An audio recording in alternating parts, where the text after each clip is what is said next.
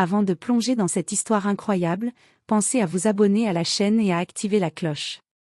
Ici, chaque récit a quelque chose à dire, et vous ne voudrez pas en manquer un seul. Sous le soleil écrasant de la ville, elle marchait péniblement entre les passants pressés, tenant son petit panier de bananes mûres. Chaque pièce qu'elle gagnait était un combat contre la faim et la misère. Ses mains étaient calleuses, son visage marqué par des années de lutte, mais ses yeux gardaient cette lueur d'espoir que seule une âme courageuse peut posséder. Depuis l'enfance, la vie ne lui avait offert que des épreuves. Sa famille avait sombré dans la pauvreté après la mort de son père, et sa mère, épuisée par le travail et la maladie, n'était plus là pour la guider.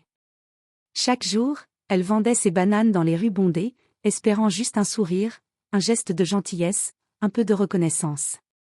Mais les regards se détournaient, et les riches passaient sans jamais la remarquer. Un après-midi, alors qu'elle tentait de vendre ses fruits sous un trottoir brûlant, une voiture noire s'arrêta brusquement.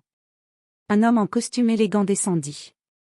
Son aura imposante et son regard perçant semblaient traverser son âme. Les passants s'écartaient instinctivement, mais lui, il s'arrêta exactement devant elle. Il observa les bananes, puis ses mains, puis son visage fatigué, et enfin, il sourit. Pas un sourire de pitié, mais un sourire chargé d'une reconnaissance étrange, comme s'il avait retrouvé quelque chose qu'il pensait perdu depuis longtemps. « Comment t'appelles-tu, jeune fille ?» demanda-t-il d'une voix calme mais puissante, qui résonna dans tout son corps.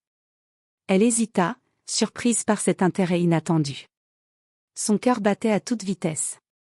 Ce simple arrêt allait bouleverser sa vie à jamais, sans qu'elle puisse encore imaginer l'ampleur du changement qui l'attendait. Le soleil déclinait à l'horizon, projetant une lumière orangée sur les rues étroites et bruyantes de la ville. Elle s'appuyait contre le mur d'un vieux bâtiment, tenant son panier de bananes, espérant que les derniers passants achètent quelque chose avant la fermeture des commerces. L'homme qui venait de s'arrêter devant elle n'était pas comme les autres.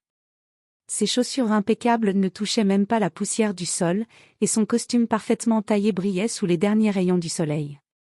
Il la regardait intensément, sans aucun jugement ni condescendance. « Tu vends ces bananes depuis longtemps ?» demanda-t-il, calmement. Elle cligna des yeux, un peu intimidée.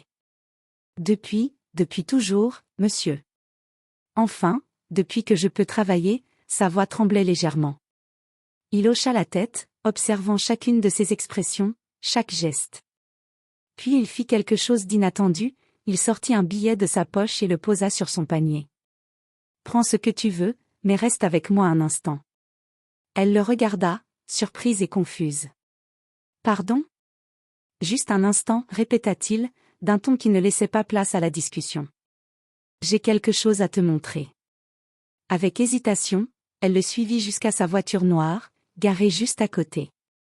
Les passants la regardaient, intrigués, murmurant entre eux, mais elle n'y prêta pas attention. Son cœur battait si fort qu'elle avait l'impression qu'il voulait s'échapper de sa poitrine. L'homme la fit asseoir sur le siège arrière, et la voiture démarra en silence.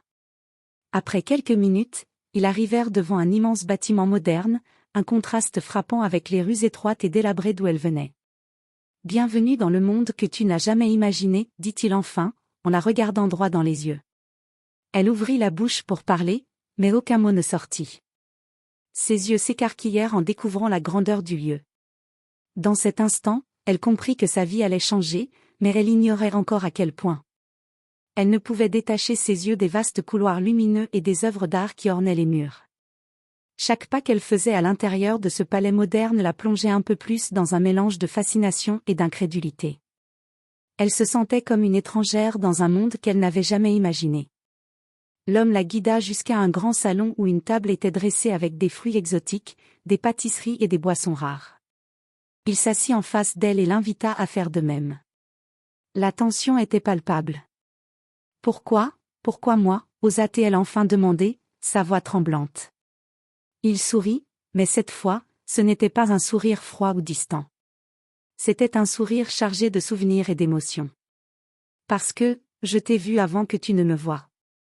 Tu ne le sais pas, mais tu as changé ma vie sans même t'en rendre compte. » Elle fronça les sourcils, confuse. « Comment ça ?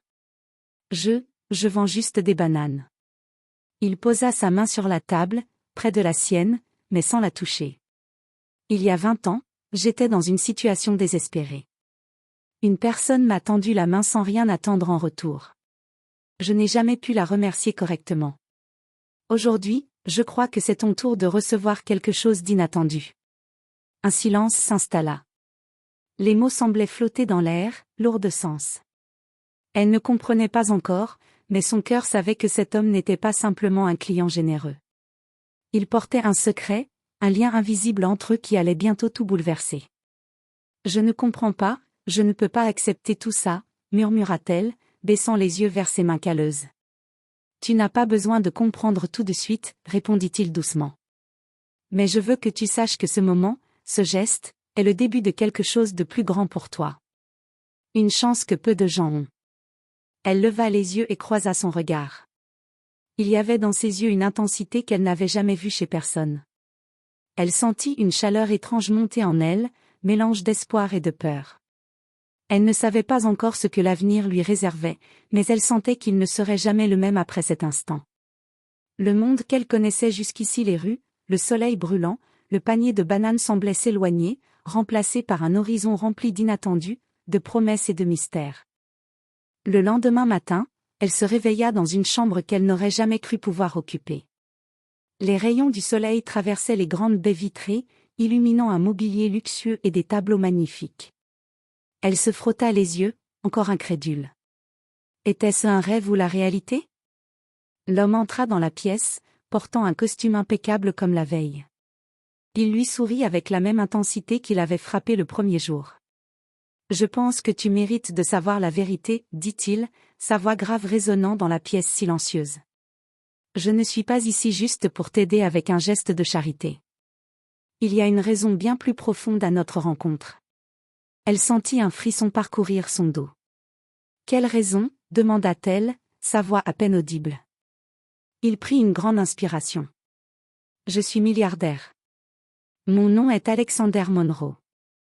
Et avant de le devenir, j'ai été sauvé d'une situation désespérée par quelqu'un qui me rappelait énormément toi, quelqu'un qui m'a montré de la compassion alors que personne d'autre ne le faisait. Je t'ai observé aujourd'hui, et c'est comme si le destin nous avait réunis à nouveau. » Ces mots tombèrent comme des pierres dans son cœur. Elle secoua la tête, incapable de comprendre. « Vous êtes un milliardaire? Et vous me dites que je vous rappelle quelqu'un? Mais, je ne comprends pas. » Il s'approcha et posa une main sur son épaule, doucement. « Je sais que c'est difficile à croire. Mais ce que je veux, ce n'est pas seulement de te donner de l'argent ou des biens. Ce que je veux, c'est te donner une chance de changer ta vie, comme tu aurais changé la mienne il y a des années. Tu as un cœur pur, et le monde mérite de le voir briller. » Elle sentit les larmes monter. Tout ce qu'elle avait connu jusqu'ici, la pauvreté, la solitude, les efforts invisibles semblaient maintenant prendre un sens nouveau. Ce milliardaire, cet inconnu aux yeux perçants, venait de bouleverser son univers en un instant. « Pourquoi moi? Pourquoi m'avoir choisi, moi, parmi tant d'autres ?» demanda-t-elle, la voix tremblante. Alexander sourit, mystérieux. « Parce que certains liens ne s'expliquent pas. Certains destins ne se rencontrent qu'une fois. Et je crois que notre rencontre n'est que le début d'une histoire que personne n'aurait pu prévoir. » Pour la première fois depuis longtemps, elle sentit un mélange d'espoir et de peur. Le futur était inconnu, immense, mais pour la première fois, elle sentait qu'elle n'était plus seule. Les jours suivants, sa vie devint un tourbillon d'émotions, de luxe et de découvertes. Chaque matin, elle se réveillait dans un cadre somptueux, entourée d'objets qu'elle n'avait vus que dans des magazines ou à la télévision. Mais au-delà du confort matériel, c'était le monde d'Alexander qui la fascinait le plus, les réunions importantes, les œuvres d'art rares, les jardins gigantesques, tout respirait le pouvoir et la richesse.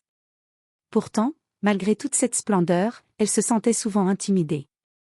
Les employés qui l'entouraient étaient polis mais distants, et elle sentait parfois leur regard sceptique, comme si elle n'appartenait pas à cet univers. Chaque sourire semblait calculé, chaque mot échangé chargé de prudence. Un après-midi, Alexander l'emmena dans son bureau personnel, un espace immense aux murs couverts de tableaux modernes et de grandes bibliothèques. Il s'assit derrière son bureau et la regarda avec sérieux. « Je sais que ce monde peut être écrasant, dit-il. Mais je veux que tu comprennes une chose, Ce n'est pas l'argent ou le pouvoir qui te définira ici. C'est ton courage, ton honnêteté et ton cœur.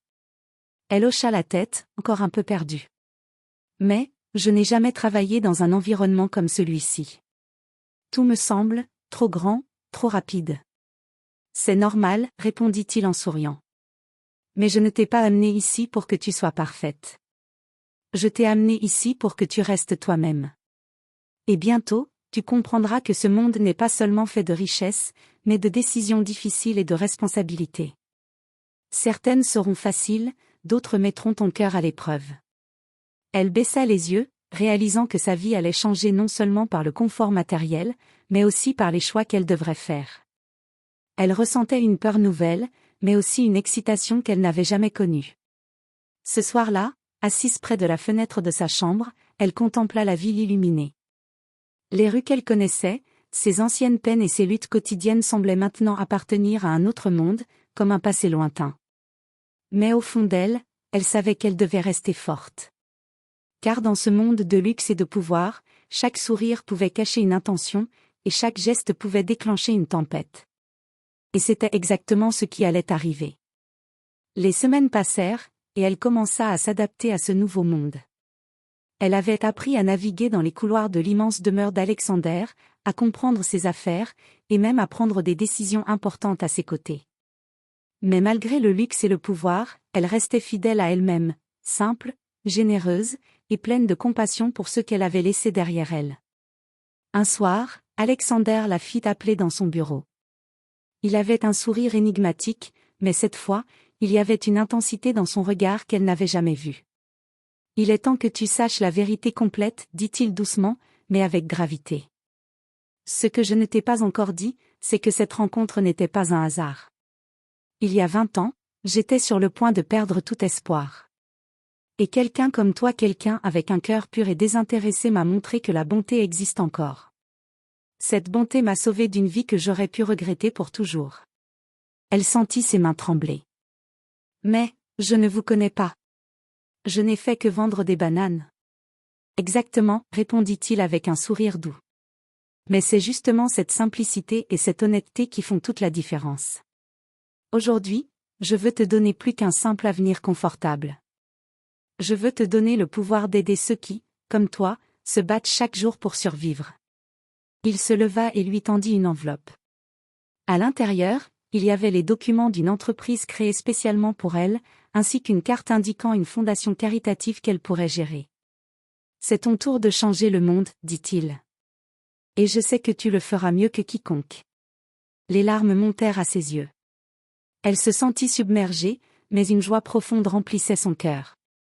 Tout ce qu'elle avait enduré, chaque humiliation, chaque moment de solitude, avait mené à cet instant précis. Sa vie n'était plus seulement une lutte pour survivre, elle devenait une chance de transformer le destin des autres. Ce soir-là, assise près de la fenêtre, elle contempla la ville illuminée. La fille qui vendait des bananes dans la rue avait disparu. À sa place se tenait une femme forte, pleine de compassion et prête à changer le monde. Et quelque part, Alexander la regardait avec fierté, sachant qu'il avait trouvé plus qu'une protégée, il avait trouvé une alliée, une amie, et peut-être même une âme sœur.